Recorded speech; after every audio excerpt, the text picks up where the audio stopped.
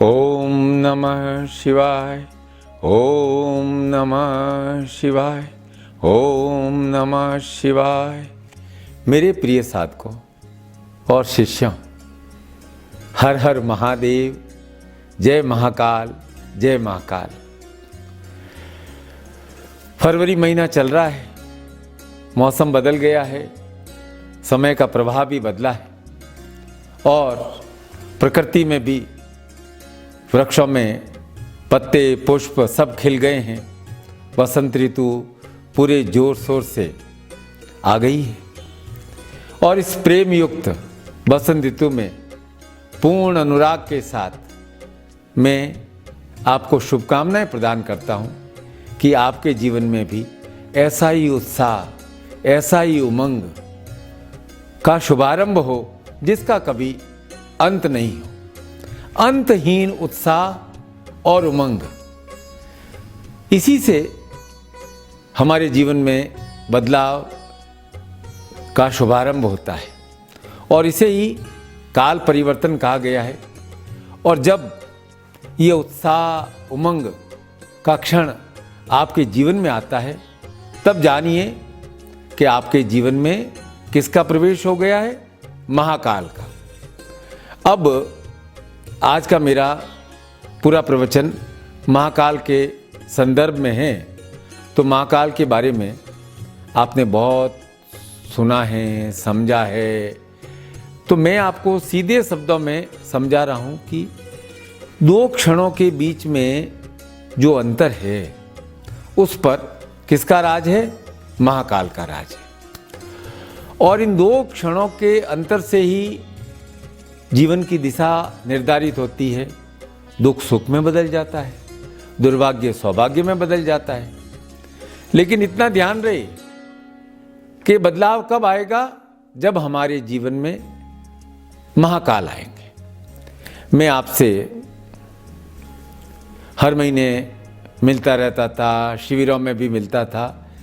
पिछले साल आपसे व्यक्तिगत भेंट नहीं हो पाई, लेकिन जितना मैंने आपको देखा है, समझा है, उससे मैंने एक बात नोट की है कि महाकाल को लेकर आपके मन में बहुत भ्रम है। महाकाल, उसका नाम लेते ही आप थोड़ा सिहर जाते हो, जैसे रोंगटे खड़े हो जाते हैं, एक भय सा लगने लगता है, कुछ रोमांच आ जाता है कि अब क्या है कि शिव भोलेनाथ शंभू की तरह महाकाल सर्व प्रचलित नहीं है। और महाकाल का विशेष शिवलिंग उज्जैन में है, जिन्हें महाकालेश्वर कहा गया है, दक्षिणाभिमुखी हैं और जिनका प्रातकालीन अभिषेक शमशान की भस्म से किया जाता है। तो महाकाल को लेकर आपका भय निराधार नहीं है। वैसे भी देखो ना, मन का एक स्वभाव है कि जिस घटना को, जिस प्रक्रिया को हम समझ नहीं पाते हैं, जिस घटना को, जिस प्रक्रिया को हम समझ नहीं पाते हैं, उससे लेकर हमारा मन भयभीत हो जाता है। अब आप एक सामान्य से अंधेरे से भय लगता है मन को, तो बेचारे मन को महाकाल से क्यों नहीं भय लगेगा? अब महाकाल के बारे में सर्व विदित है, प्रचलित है कि वे उज्जैनी के स्वामी हैं, राजा हैं। और यहाँ तक कहा जाता है कि महाकाल के मंदिर में रात्रि आरती के पश्चात कोई व्यक्ति वहाँ रुकता नहीं है और यदि कोई ऐसा दुस्साहस करता है तो उसके प्राणों की हानि भी हो सकती है। ये सारी बातें आपके मन में थोड़ा भय का संचार करती है। आज मैं आपको महाकाल के संबंध में विस्तार से समझाने का चेष्टा कर रहा हूँ। महाकाल किससे बना है? महा प्लस काल, ठीक है। अब काल का अर्थ क्या है? समय। तो ऐसा माना जाता है कि प्राचीन समय में पूरी दुनिया का मानक समय उज्जैन से निर्धारित किया जाता था और उज्जैन के जिन्हें हम भारत का प्रथम सम्राट कह सकते हैं वर्तमान युग का, विक्रमादित्य ने हिंदू सत संवत की स्थापना शुभारंभ आज से 2077 साल पहले किया था और इसीलिए उज्जैन को महाकालेश्वर कहा जाता है। तो अब समय का प्रवाह तो अनंत है, कभी रुकता नहीं है। तो गणना करने वालों ने समझाने के लिए सूर्योदय से सूर्यास्त को दिन का नाम दे दिया और सूर्यास्त से सूर्योदय को रात्रि का नाम दे दिया। ये एक दिन और एक रात हो गया। पर ये काल का विभाजन है, ये तो कृत्रिम है, क्योंकि समय का विभाजन नहीं किया जा सकता है। अब हमारे देशों में, अलग अलग देशों में अलग अलग समय पर सूर्योदय होता है, सूर्यास्त होता है। इसको समझाने के लिए अलग अलग टाइम जोन किया गया और ये अभी हुआ 1000-1500 सालों में। अब मानव सभ्यता के लाखों करोड़ों साल में 1000-2000 साल बहुत छोटा सा समय है। आप हमारे पुराणों को, अपने पुराणों को पढ़ो, उसमें भी काल गणना में देवताओं के लिए, पितरों के लिए, मनुष्यों के लिए वर्णन आया है कि भाई मनुष्य की आयु क्या है, 100 वर्ष। उसका एक दिन करीब 60 घड़ी का, 24 घंटे का, और पितरों का एक दिन हमारे 15 दिन के बराबर। इसलिए पितृपक्ष, एक पितृपक्ष मातृपक्ष कहलाता है, एक पितृपक्ष पितृपक्ष कहलाता है। और पितरों का जो एक साल है वो हमारे 15 साल के बराबर हो जाता है। और कहा गया कि सबकी आयु 100 वर्ष, तो पितरों का 100 वर्ष का आयु अर्थात हमारे 1500 साल के बराबर है। इसीलिए याद रखना, जब हम पितृश्वरों का पूजन करते हैं तो हमें कम से कम 100 पीढ़ी तक के पितरों का पूजन करना चाहिए, उनको भावना देनी चाहिए। अब देवताओं के लिए कि देवताओं का एक दिव्य दिवस होगा, वो हमारे 1 वर्ष के बराबर हो जाएगा। और देवताओं का भी 100 वर्ष उनका निर्धारण किया गया है, तो वे मनुष्य जीवन के 36,000 वर्ष हो जाएंगे। तो कभी देवताओं से दीर्घायु का वरदान प्राप्त करना, तो उनसे कहना कि आप तो हमें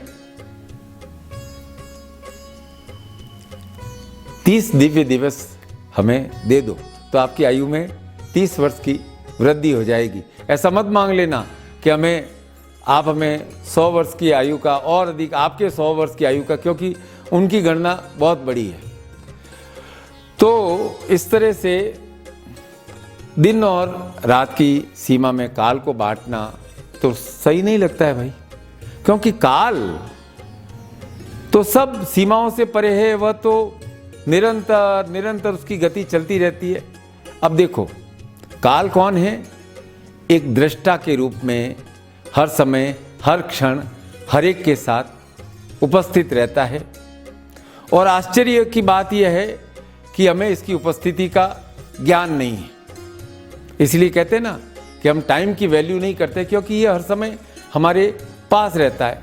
इसलिए इसको काल के लिए कहा गया है कि जब समय बदलता है तो सब कुछ बदल जाता है, व्यक्ति बदल जाते हैं, स्थितियाँ बदल जाती है। और विशेष बात क्या है कि काल चक्र में परिवर्तन कभी भी हो सकता है, किसी को मालूम नहीं चलता है। बड़े बड़े राजघराने बदल जाते हैं, राजा से रंक हो जाते हैं। इसलिए बड़े बुजुर्ग कहते हैं, देखो बेटा, समय से डरो, समय का ध्यान रखो, यह किसी के लिए एक समान नहीं रहता है। और काल में यह बदलाव कौन लाता है? महाकाल। महाकाल है नियंता। इसलिए आप जान गए होंगे ना कि महाकाल से सब क्यों भयभीत रहते हैं। बात क्या है कि परिवर्तन से हर व्यक्ति डरता है। मनुष्य का मूल मंत्र क्या है? जैसा चल रहा है चलने दो। अब महाकाल उसमें उलट पुलट कर देते हैं, और ये उलट पुलट एक क्षण में हो जाता है, बिना किसी शोर शराबे। पल में तोला, पल में मासा। बिना किसी, इसलिए महाकाल के बारे में कहा गया है कि इनकी लाठी में आवाज नहीं होती, कब परिवर्तन आ जाए मालूम नहीं पड़ता है। तंत्र की भाषा में मैं आपको समझाता हूं कि तंत्र में महाकाल कौन है? वे महाकाली के रुद्र हैं। और महाकाली को स्थिरता कौन देता है? महाकाल। आप महाकाल महाकाली का चित्र देख लीजिए। महाकाल वहाँ युद्ध भूमि में लेटे हुए हैं और काली उन पर खड़ी है। उसका एक पैर महाकाल के हृदय पर है। बहुत गंभीर बात कह रहा हूं, आप बहुत ध्यान से सुनना, समझना कि तंत्र में क्या है कि जो शिव हैं, रुद्र हैं, महाकाल हैं, उनकी ऊर्जा को ऊर्ध्वमुखी त्रिकोण के रूप में समझाया गया है, जिस त्रिकोण का ये ऊपर की ओर होता है मुख। ये है शिव का चिन्ह। और जो शक्ति है, उस शक्ति को अधोमुखी त्रिकोण, जिसका ये ट्रायंगल ऐसे बनाएंगे और ये ऐसा नीचे की साइड में ट्रायंगल जाएगा। तो शिव शक्ति को अधोमुखी त्रिकोण के रूप में दर्शाया गया, क्योंकि तंत्र में कोई मूर्ति नहीं है, कोई चित्र नहीं है, केवल ज्योमेत्रीय रचनाओं द्वारा सब कुछ स्पष्ट किया गया है। तंत्र में देवताओं की प्रतिष्ठा ज्योमेत्रीय रेखाओं के रूप में स्पष्ट की जाती है। व्रत, त्रिभुज, चतुर्भुज, दल, और जब उन्हें प्राण प्रतिष्ठित किया जाता है तो वे देवता का स्वरूप बन जाते हैं, जिन्हें आप अपने पूजा स्थान में स्थापित करते हैं। विग्रह स्थापित किया, उससे अच्छा है कि आप उसके प्राण प्रतिष्ठित यंत्र को स्थापित करो। अब शक्ति क्या है? अधोमुखी त्रिकोण रूप में, अर्थात ऊपर से नीचे की ओर। तो ऊपर से नीचे की ओर कोई चीज बहेगी तो उसकी गति क्या होगी? तीव्र होगी, चंचल होगी। और तो शक्ति है तीव्र स्वरूपा, चंचल स्वरूपा, और शिव है, महाकाल है, स्थिरता का स्वरूप। अब काली है संहार की देवी और काली क्रिया शक्ति की देवी है। तो काली पर महाकाल का स्थापित होना यह बताता है कि क्रिया और संहार दोनों काल के अधीन है, समय के अधीन है। बार बार आपने सुना होगा ना, काल करे सो आज कर, आज करे सो अब, पल में प्रलय होगा, बहुरी करेगा कब। तो इसका सार ये है कि महाकाल अपने भक्त को महामृत्युंजय मंत्र के माध्यम से ओम त्र्यंबकम यजामहे सुगंधिनीम पुष्टिवर्धनम उर्मारुकमेव बंधनान मृत्योर्मुक्षी मामृतात, जिसका बीजाक्षर मंत्र है ओम ह्रौम जुम सह, के माध्यम से पल में प्रलय हो जाएगी, बहुरी करेगो कब। इस मंत्र के माध्यम से मृत्यु पर विजय का आशीर्वाद प्रदान करते हैं। अब मनुष्य जीवन में सबसे बड़ा भय क्या है? मृत्यु ही है। और यह घटना एक क्षण में घटित हो जाती है। अब कितनी विचित्र बात है कि ईश्वर के यहां उसका समय निश्चित है, पर हमें इसकी जानकारी नहीं है। ईश्वर ने ऐसा वरदान ही दे दिया है हमें कि हमें इसकी जानकारी नहीं हो। एक कथा मैं आपको सुनाता हूं, बहुत भावपूर्ण कथा है कि एक बार भगवान विष्णु का वाहन है गरुड़, वो भ्रमण के लिए निकले तो उन्होंने देखा कि एक जगह एक कबूतर है, बेचारा बुरी तरह से कांप रहा था। दया आई और पूछा कि क्या बात है, इतना क्यों भय से कांप रहे हो? बोले अभी यमराज आए थे और मुझे देखकर हंसे और बोले कि कल प्रातःकाल इस अभागे की मृत्यु हो जाएगी तो मैं अब प्राण संकट में हैं मेरे, और मृत्यु आ रही थी, सोच सोच करके दुखी हूँ। अब गरुड़ जी को, विष्णु वाहन को बड़ी दया आई। उन्होंने कहा अब मैं यमराज को चुनौती देता हूँ। तो उन्होंने क्या किया, कबूतर को अपने पंजों से उठाया और दूर सुदूर यात्रा में ले गए, क्योंकि गरुड़ भगवान बहुत तेज गति से भ्रमण कर सकते थे, और सीधा मलय गंध पर्वत ले गए, एक गुफा के अंदर ले जाकर कबूतर को रख दिया। अब कोई आदमी कुछ विशेष कार्य कर लेता है तो उसे थोड़ा अभिमान आ जाता है। तो अब गरुड़ भगवान यमलोक पहुंचे और बताया कि किस प्रकार वे कबूतर को सुरक्षित स्थान पर पहुंचा चुके हैं। यम ने विष्णु महान गरुड़ का स्वागत सत्कार किया और लेखा जोखा मंगाया, और देखा तो बोला कि वो जो आप कबूतर की चर्चा कर रहे हो उसका तो आज सुबह मलयगंध पर्वत पर सर्प द्वारा भक्षण कर दिया गया है, और ये मृत्यु मुहूर्त कुछ घड़ी पूर्व ही पूरा हो गया। गरुड़ ने कहा ऐसा कैसे हो सकता है? वापस मलयगंध पर्वत गए, वहां जाकर देखा तो एक सर्प कबूतर को पूरी तरह निगल चुका था। गरुड़ ने कहा अरे ये तो अजीब बात हो गई, मैं तो इसकी रक्षा करने के उद्देश्य से लाया था और मैं स्वयं इसकी मृत्यु का कारण बन गया। बहुत दुख हुआ। अब विष्णु के पास पहुंचे। विष्णु भगवान देखा गरुड़ आज उदास कैसे हो? गरुड़ ने पूरी बात बताई। तो विष्णु भगवान ने कहा बहुत गंभीर बात है, बहुत, कि देखो गरुड़, जन्म की तरह मरण भी निश्चित है। नियत समय पर मरने से कोई नहीं बचता है। भगवान विष्णु क्या कह रहे हैं? बहुत गंभीर बात कह रहे हैं कि इतनी सी बात यदि मनुष्य समझ ले, प्राणी समझ ले, तो वह अपने जीवन में मृत्यु से डरकर कोई साहसिक सत्कर्म करने से नहीं चूके। और मनुष्य शोक संताप में जिस तरह से सिर धुनते हैं ना, उसकी कोई आवश्यकता ही नहीं रही। अरे भाई जो आना है वो आएगी, उस डर से करे हमारी तो आयु समाप्त हो जाएगी, हम मर जाएंगे। हम वर्तमान क्षण में एक सत्कर्म क्रिया करने से क्यों चूके? कड़वी बात है पर सच बात है ना। कोई अमर हुआ नहीं है और नहीं कोई अमर होगा। हमें तो ईश्वर द्वारा प्रदत्त आयु में मृत्यु का विचार किए बिना अपने जीवन में निरंतर और निरंतर श्रेष्ठ सत्कर्म करना है। किसी भी प्रकार का शोक नहीं करना है। मेरी बात को ध्यान देना, किसी भी प्रकार का शोक नहीं करना है।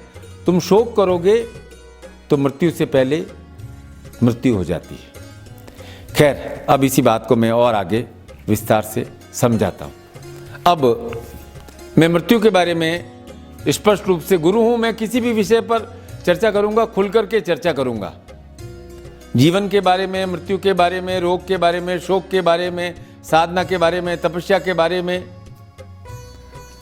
तो आज महाकाल की हम चर्चा कर रहे हैं ना। तो क्या है कि मृत्यु से सब डरते हैं, पर क्या है कि जैसे नाटक में होता है ना, एक किरदार आता है, एक किरदार जाता है, उसका रोल निभाने दूसरा आ जाता है। ऐसे ही हमारा जीवन तो कंटिन्यू है। सिर्फ और सिर्फ किरदार बदल जाता है, रोल निभाने वाला चेंज हो जाता है। मेरी बात को बहुत ध्यान से सुनना और समझना, तो आपका व्यर्थ का भय दूर हो जाएगा। अर्थात ये जीवन क्या है? हमारी आत्मा का ही निरंतरता का नाम है। हमारी आत्मा ही हमारे जीवन का हीरो है। तो इस आत्मा पर न समय का पहरा है, यह काल से परे है, क्योंकि आत्मा को मृत्यु का डर नहीं है। ये तो सर्प की तरह, सर्प की कैंचुली की तरह है। जब वर्तमान जीवन उपयोगी नहीं रहता है तो दूसरा शरीर धारण कर लेती है। ये हमारा शरीर है, ये जरूर काल के अधीन है। इस कारण इसमें जो काल के अधीन होगा उसमें क्षय होगा, क्योंकि किसी भी वस्तु का क्षय होना जो समय के अधीन है, ये प्रकृति का नियम है। वस्तु है तो नष्ट होनी है। अभी हमारी ज़िंदगी में, रोज़मर्रा की ज़िंदगी में बात इतनी घुल गई है, फिर भी हम समझ नहीं पाते। एक विचित्र बात है कि किसी को आप बोलते हो हैप्पी बर्थडे, हैप्पी बर्थडे, जन्मदिन आता है, फिर तपाक से आप पूछ लेते हो कितने साल के हुए। एकदम से आपके मन में सवाल आता है। इसका अर्थ है क्या है कि आप उसको पूछ रहे हो कि तुम कितने बूढ़े हो गए हो। इसलिए कई संस्कृतियों में तो जन्मदिन मनाने की प्रथा ही नहीं है, क्योंकि समय का प्रवाह तो निरंतर है और उम्र का बढ़ना, बूढ़ा होना विनाश का सूचक है। तो इसके लिए क्या उपाय है? जब तक हम इस जीवन में रहें, और इसका छुटकारा हमें महाकाल ही दे सकते हैं, कि जब तक हम जीवन में रहें, सुगंधित रहें, पुष्टिवर्धक रहें। अब यम भी क्या है कि महाकाल के सामने निरुत्तर हो जाते हैं। इसलिए मार्कंडेय ऋषि कहते हैं चंद्रशेखर माश्रय मम किम करिष्यति वे यम, कि मैं चंद्रशेखर की शरण में हूं, महाकाल की शरण में हूं, यम मेरा क्या कर लेंगे।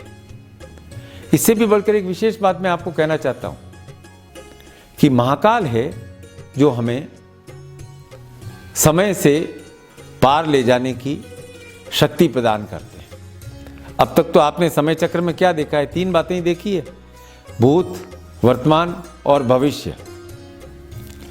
लेकिन जिस पर महाकाल की पूर्ण कृपा हो जाती है,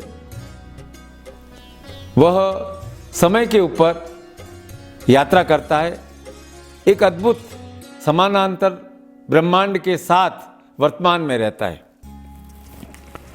बात एक समझाता हूं कि रामचरितमानस में एक प्रसंग आया है कि जब रावण सीता को हरण करके ले गए और प्रभु श्री राम सीता को जगह जगह ढूंढ रहे हैं, वे कह रहे हैं हे खग, हे मृग, मधुकर श्रेणी, तुम देखी सीता मृगनैनी।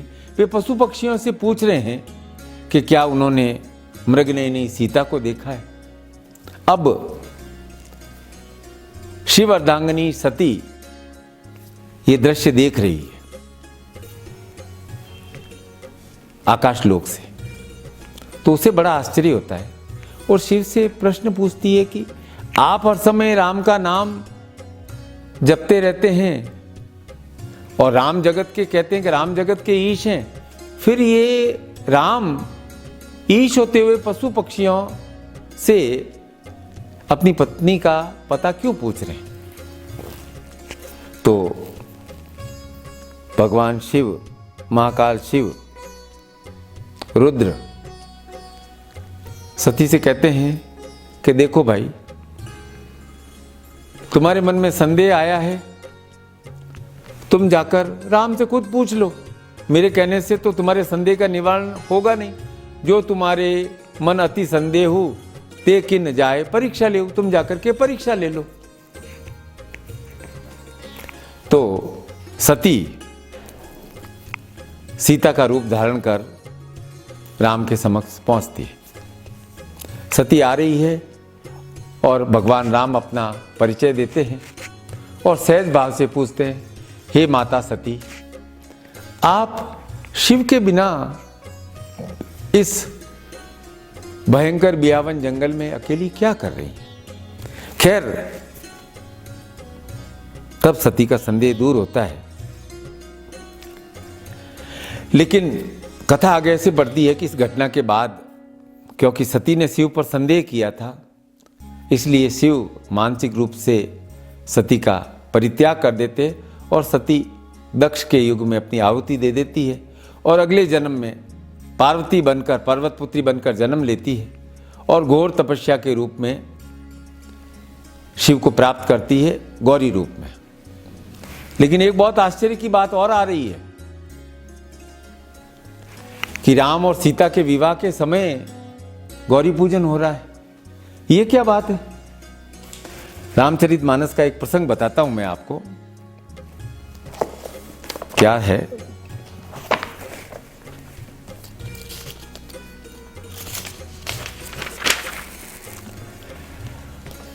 उस समय विवाह के समय जब पूजन करते हैं, गौरी पूजन, तो पूजन में कहते हैं, जय जय गिरिबर राज किशोरी, जय महेश मुख चंद चकोरी, जय गजबदन सड़ानन माता, जगत जननी दामिनी दुति गाता, नहीं तब आदि मध्य अवसाना, अमित प्रभाव बेदू नहीं जाना, भव भव विभव पराभव कारिणी, विश्व विमोहिनी स्वबस विहारिणी, सेवत तो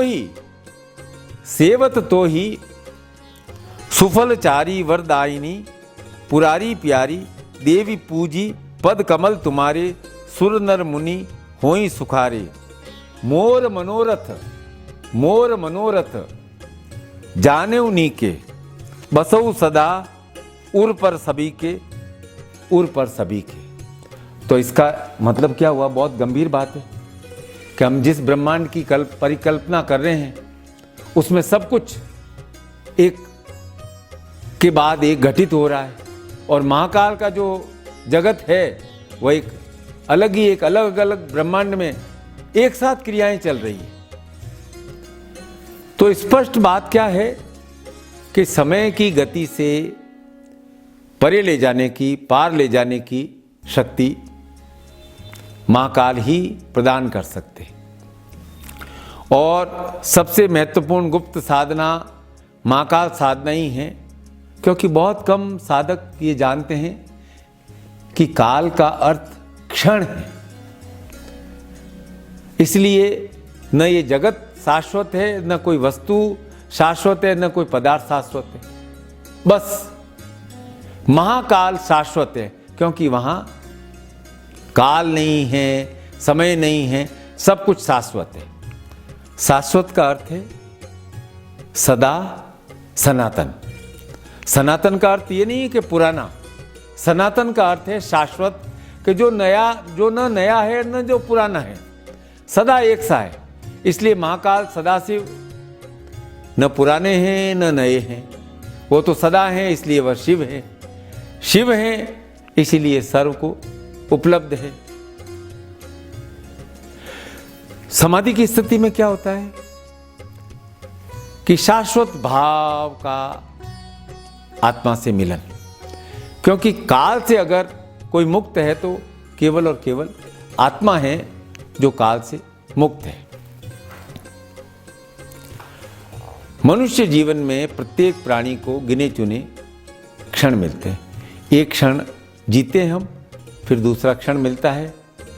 हम कितना भी प्रयत्न कर लेना, अपने जीवन को 10 साल आगे नहीं ले जा सकते हैं। 10 साल तो क्या, 10 क्षण आगे नहीं ले जा सकते, और न ही 10 क्षण पीछे ले जा सकते हैं। एक के बाद दूसरा क्षण आता है। मैं आपको महाकाल की बहुत इस ब्रह्मांड के बारे में सरल व्याख्या समझाता हूं। इस ब्रह्मांड जगत में क्या है कि 2 तत्व हैं, स्थूल तत्व और सूक्ष्म तत्व। सूक्ष्म तत्व है वह है चेतना तत्व, और जो स्थूल तत्व है, शरीर है, वह स्थूल है। वह समय की सीमा में, काल की सीमा में बंधा हुआ है, और जो चेतन तत्व है वह महाकाल से जुड़ा हुआ है। तो चेतन तत्व समय की सीमा से बंधा हुआ नहीं, इसलिए आप कल्पना में 1000 साल आगे भी जा सकते हैं, क्योंकि वह समय की सीमा से बंधा हुआ नहीं है। अब महाकाल क्या है? एक क्षण से दूसरे क्षण के बीच में जो अंतर है ना, वह है महाकाल। सामान्य क्षण की जो गति होती है, उससे चौथाई गति महाकाल की है। तो अब इस गति को जानना कि एक क्षण के भी 4 भाग कर सकते हैं, महाकाल साधना है। सिद्ध लोग इसे जान जाते हैं, और इसके अनुरूप अपने आप को ढाल लेते हैं। इसलिए वे समय चक्र, काल चक्र से मुक्त होकर सैकड़ों वर्षों तक साधना करते हैं, महाकाल में लीन होकर। एक और महत्वपूर्ण बात है कि जो हमारा जीवन, भौतिक जीवन है, जो जगत हमें दिख रहा है, उस भौतिक जीवन में 3 आयाम है: लंबाई, चौड़ाई और गहराई।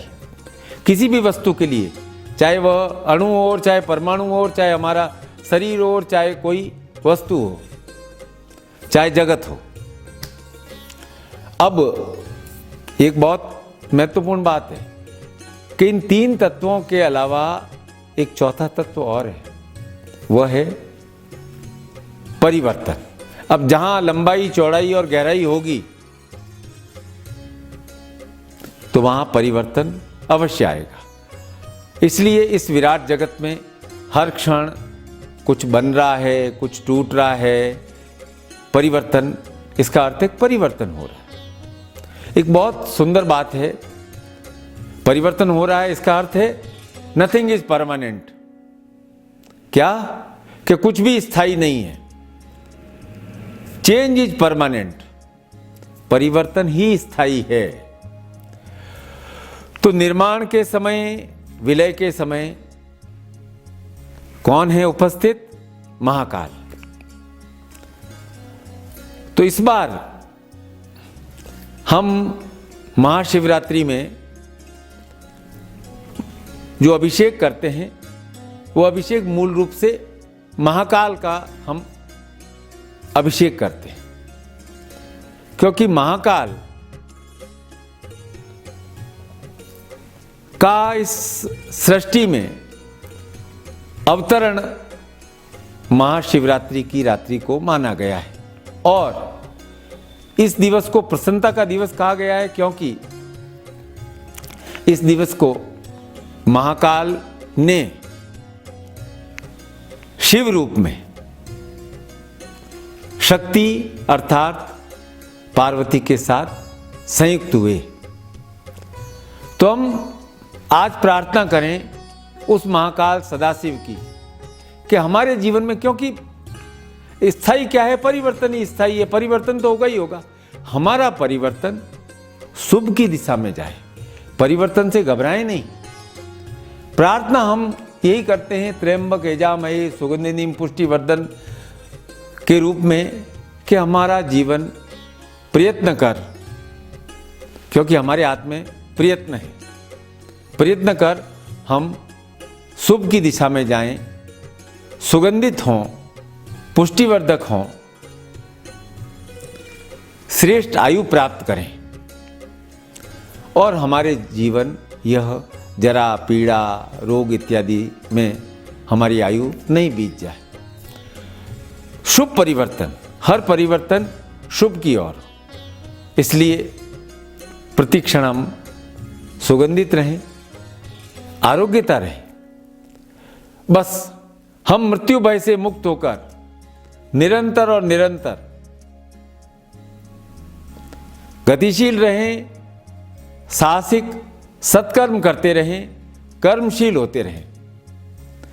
काल के भय से मुक्त होकर महाकाल सदा सदा हमारे जीवन में स्थापित रहें।